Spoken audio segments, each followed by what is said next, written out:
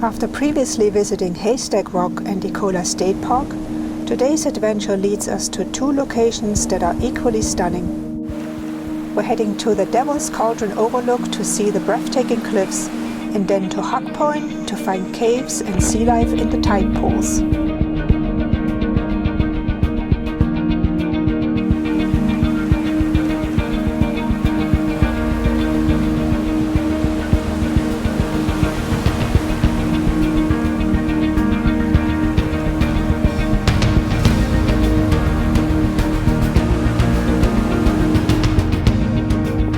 This is Andrea with Adventures and Dreams, with the second episode from our trip to the Pacific Coast near Cannon Beach.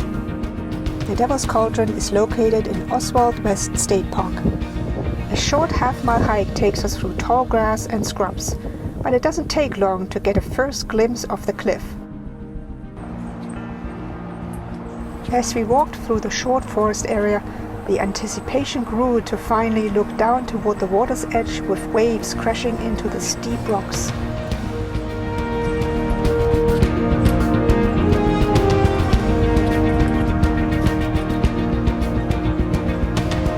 The views from this point are breathtaking as we hike on a short path along the steep cliff. Sadly, a local hiker lost his life here in 2020 while climbing a tree at the cliff's edge to take a photo. The limb broke and he fell to his death.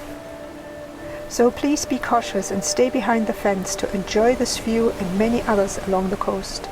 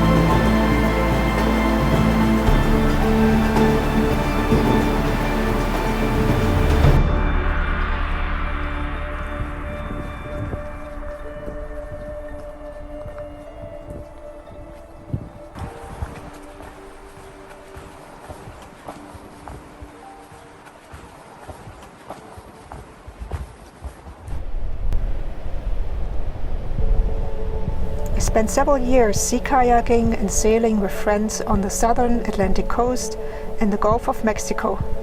3 years ago, I also went backpacking on the coast of Maine along foggy and windy cliffs. You can find the link to the video in the corner in the description below. One thing I never saw on my adventures was tide pools such as those on the Pacific coast. When I researched locations to visit, this very easy to reach stretch on the beach stood out to me for its caves and various tide pools along the shore.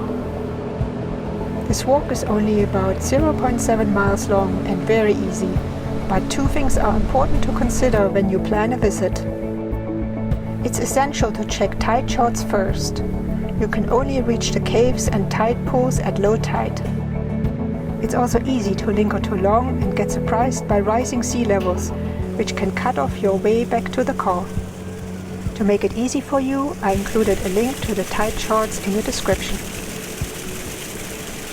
The other important thing is to wear sturdy shoes, since you are likely to walk among mussels, barnacles and other naturally sharp objects when checking out these tide pools.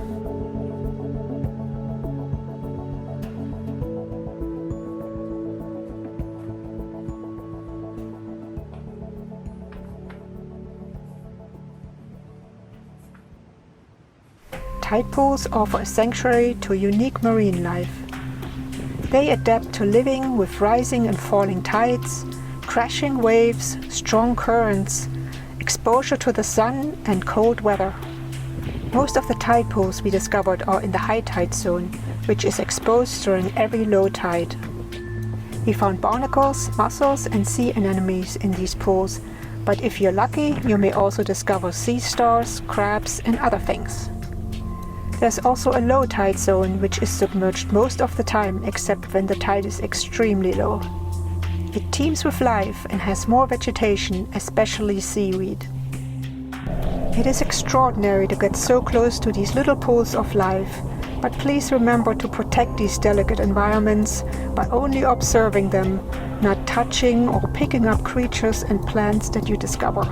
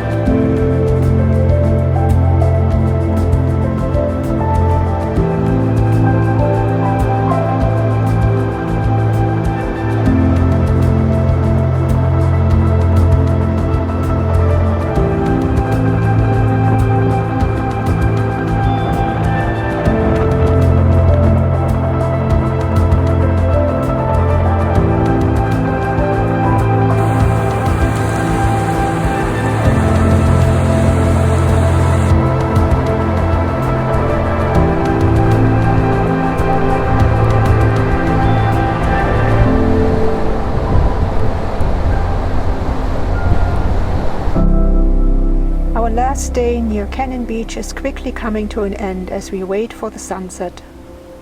I hope you enjoyed this journey with truly breathtaking sights along the way. If you want to continue following my adventures and dreams in the Pacific Northwest and other parts of the country, please consider subscribing to my channel and sharing it with friends and family who might also enjoy this content. I see you on my next adventure, my friends.